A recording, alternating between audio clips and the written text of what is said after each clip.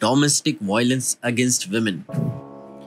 ये सिर्फ हम इसलिए नहीं जानेंगे या पढ़ेंगे कि ये एक करंट अफेयर है एंड एग्जाम पर्सपेक्टिव से इम्पोर्टेंट भी है, बल्कि इसलिए भी जानेंगे एंड पढ़ेंगे क्योंकि ये ज़रूरी है आपके लिए, हमारे लिए और पूरे समाज के लिए, स्पेशली विमेन्स के लिए।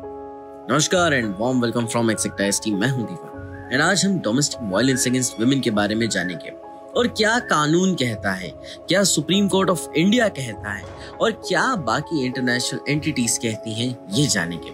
सो let's start our today's video. So सबसे पहले व्हाई इन न्यूज, ये 2023 की न्यूज में क्यों था। As per world health organisation दुनिया भर में लगभग 3 में से 1 महिला अपने जीवन काल के दौरान शारीरिक या यौन हिंसा का अनुभव करती है।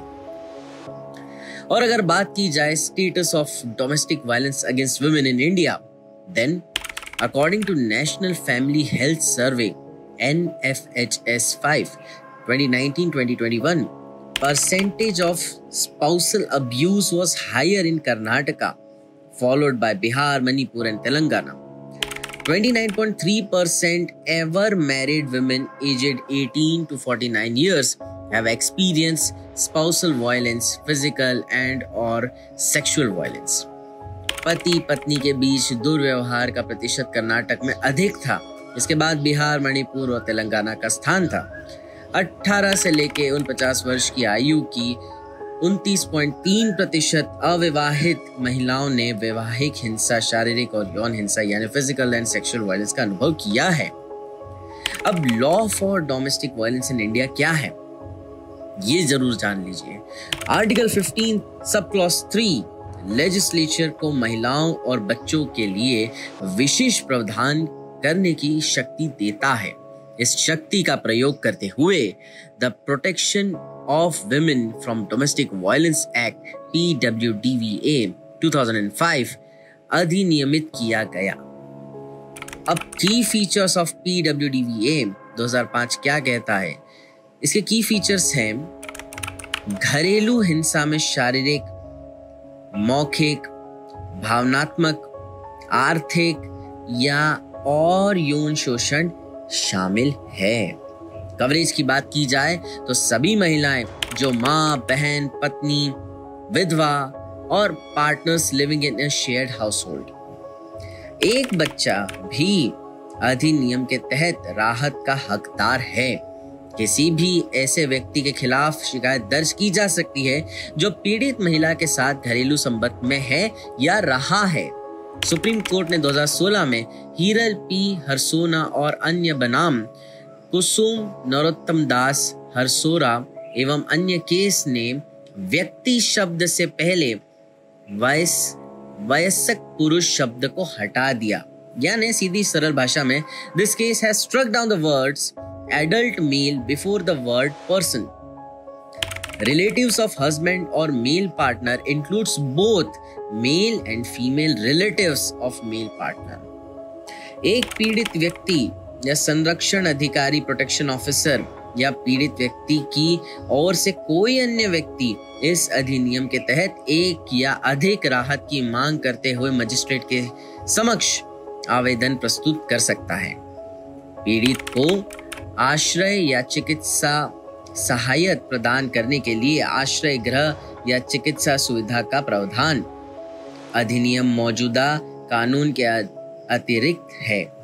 PWDVA के तहत राहत अन्य कानूनी कार्यवाहियों में मांगी जा सकती है, जैसे तलाक के लिए याचिका, भरण पोषण, धारा 498A IPC आदि।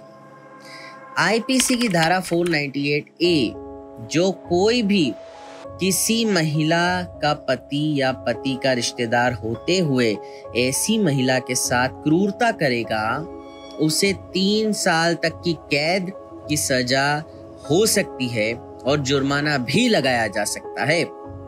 Section 85 section 85 of the Bharatiya Nyaya Sanhita 2023 makes provisions related to domestic violence against women यानी भारतीय न्याय संहिता 2023 की धारा 85 महिलाओं के खिलाफ घरेलू हिंसा के संबंधित प्रावधान करती है। Other initiatives taken to protect women from violence की अगर बात की जाए तो सबसे पहले PWDVA 2005 केवल वैवाहिक बलात्कार के लिए नागरिक उपचार प्रदान करता है और इसके अपराधी के खिलाफ कोई आपराधिक कार्यवाही शुरू नहीं की जा सकती। ये 2005 की बात है। भारतीय न्याय संहिता 2023 धोखे से या झूठे वादे करके किसी महिला के साथ यौन संबंध बनाने को अपराध मानता है। रिस्पेक्ट वुमेन फ्रेमवर्क की बात की जाए तो महिलाओं और लड़कियों के खिलाफ हिंसा को रोकने और प्रतिक्रिया देने के लिए संयुक्त राष्ट्रीय महिला और WHO द्वारा 10 अन्य संयुक्त राष्ट्र द्विपक्षीय और बहुपक्षीय एजेंसियों के सहयोग से विकसित किया गया है। एक ही छत के नीचे निजी और सार्वजनिक स्थानों पर हिंसा से प्रभावित महिलाओं की सहायता के लिए वन स्टॉप सेंटर है। ये पूरी जानकारी मैंने आपको दे दी जो कि वायलेंस अगेंस्ट वुमेन्स के लिए था।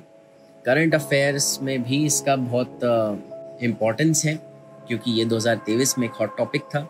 और करंट अफेयर्स को अगर 2 मिनट के लिए हम साइड में भी रखें तो इन सब चीज़ों की जानकारी होना बहुत आवश्यक है, ना सिर्फ हमें बल्कि सभी महिलाओं को। और जब डेटा ये बता रहा है कि हर 3 में से 1 महिला के साथ क्रूरता हो रही है तो मुझे ऐसा लगता है कि इस तरीके की इंफॉर्मेशन हर किसी के पास होना और हर विमेन के पास होना अति आवश्यक है। तो please share this video as much as you can. And अगर आपको ये वीडियो अच्छा लगा हो तो please like this video, share it with everyone you can, subscribe to exact IAS। ऐसी और इंटरेस्टिंग वीडियोस और इन्फॉर्मेटिव वीडियोस मैं आपके लिए लाता रहूंगा। Till then, all the very best for your examinations.